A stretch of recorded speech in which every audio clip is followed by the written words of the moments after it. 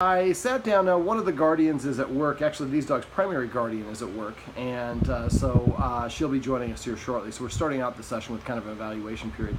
I just got done asking. Jagger is the dog that's on the couch next to the guardian here, and then Pistol is the one being petted. Now, I asked if they have any rules, and he kind of thought about it a sec, and he said, probably not really many. I see that all of the couches here are covered in blankets, which to me indicates the dogs are allowed to be on the furniture. We're trying to protect the furniture.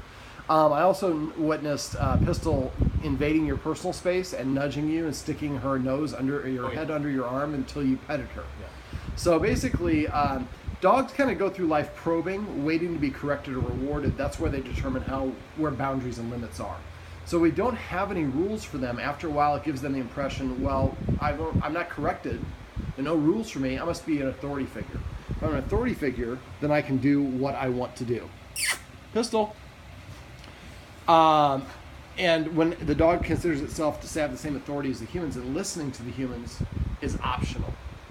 Now, when we combine that with a dog who can climb up on a human, like here, without an invitation, and is rewarded by the humans, which is what you're doing right now. Right. But it's hardly, I'm sure, the first time this has happened. So this can confuse the dog into thinking that humans actually belong to me, because I tell the humans what to do and they listen, so that must make me the top dog. If I'm the top dog, then I have to actually be protective of my pack. And just like we are, if you see somebody who has a child, a toddler, or just an infant, we have to be hyper alert for them. We leave them on the floor, and if they can crawl, we have to make sure they don't fall down a flight of stairs or stick their fingers in the fireplace or things along those lines. They just don't know any better. So we are hyper vigilant, and it causes us to be a little bit stressed out. So we're prepared for that responsibility because we have 9 months to think about the baby arriving and all these other things.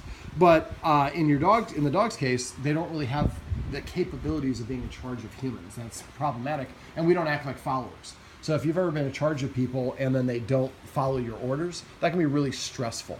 So basically, when you have a dog like Pistol who thinks that she is in charge, Pistol, where's she at? Hey, Jagger.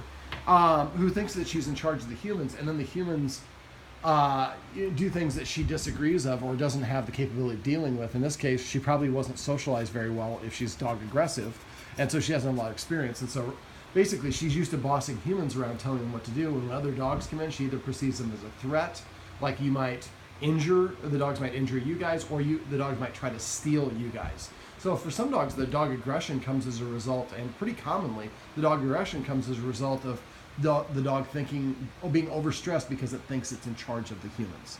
Would you think that that's a good possibility in this case? Yeah, probably.